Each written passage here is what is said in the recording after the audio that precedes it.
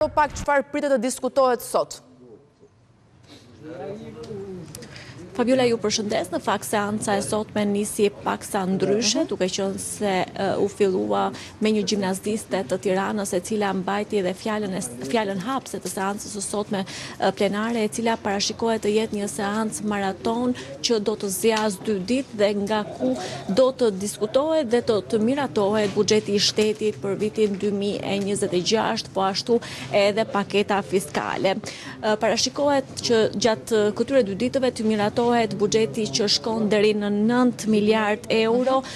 duke patur kështu një rritje të konsiderueshme krahasuar me një vit më parë, po ashtu do të diskutohen edhe 8 projekt ligje që përfshin buxheti që lidhen kryesisht, po themi, me paketën fiskale. Duhet të në fakt që sa i përket të qeverisë gjatë prezantimit të buxhetit ka konfirmuar se ky do të jetë pikërisht buxheti i rritjes së pagave dhe pensioneve, ndërkohë që pritet, po themi, të ketë që për gjatë vitit 2026 të arkëtohen rreth 8.5 miliard euro. Po ashtu janë parashikuar një sër fondesh edhe për sa i përket investimeve publike, po aq edhe, po themi,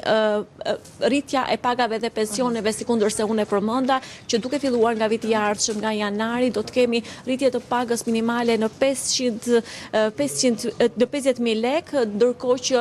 qeveria synon që kjo rritje të shkojë deri në fund të mandatit të qeverisë. Në fakt pritet që gjatë ditës së sotme parlamenti t'i drejtohet dhe kryeministri Edi Rama, i cili me gjaz do të bëjë edhe prezantimin e projekt buxhetit për ditën e sotme, megjithatë mbetet për të parë në vijim se si do të shkojë kjo seancë e parashikuar maraton dhe që pritet që me diskutime të zgjat për gjatë 2 ditëve. E kuptoj. Mirë, Greta, të falenderoj për këtë raportim të drejtë për drejtë.